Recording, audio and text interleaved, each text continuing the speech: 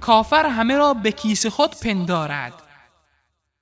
از قدیم گفته اند کافر همه را به کیس خود پندارد.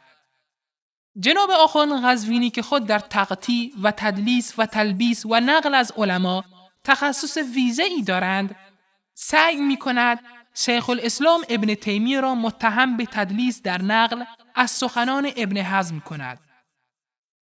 حال اینکه شیخ الاسلام سخنان ابن حزم را دقیق نقل می‌کند، اما متاسفانه این آخوند بیشرم که به دروغگویی عادت دارد، سخن دیگری که ابن حزم در جای دیگر گفته را به نقل شیخ الاسلام می‌چسباند و ادعا می‌کند شیخ الاسلام آن را نقل نکرده اند.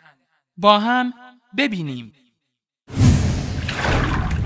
و جالب اینه، میاد میگه ابن حزم اندلسی گفته این حدیث من کنت مولا فعلی مولا صحیح نیست، از طریق ثقات اصلا نرسیده.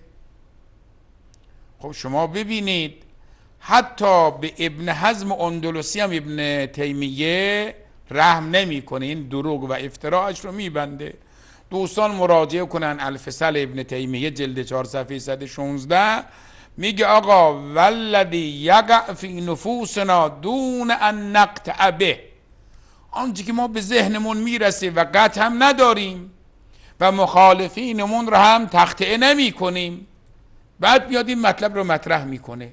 ابن تیمیه میاد مثل این شیاطین، برای شما عرض کنم عصر ما که کلیپ های ما و دیگر بزرگان رو تقطیع میکنن، از اولش وسطش خیرش برای شما عرض کنم حذف میکنن و نشر اکاذیب میکنن و اذهان مردم رو هم مشوش میکنن. این از ابن تیمیه به ارث بردن.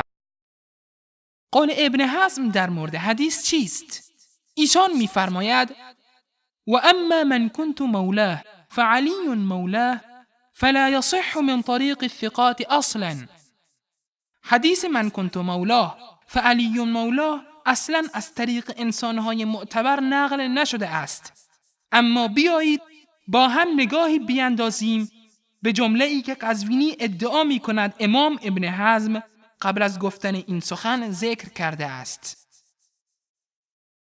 والذي يقع في نفوسنا دون أن نقطع به ولا نخطئ من خالفنا في ذلك فهو أن عثمان أفضل من علي والله أعلم، لأن فضائلهما تتقاوم في الأكثر، فكان عثمان أقرأ وكان علي أكثر فتيا ورواية، ولعلي أيضا حظ قوي في القراءة، ولعثمان أيضا حظ قوي في الفتيا والرواية، ولعلي مقامات عظيمة في الجهاد بنفسه، ولعثمان مثل ذلك بماله.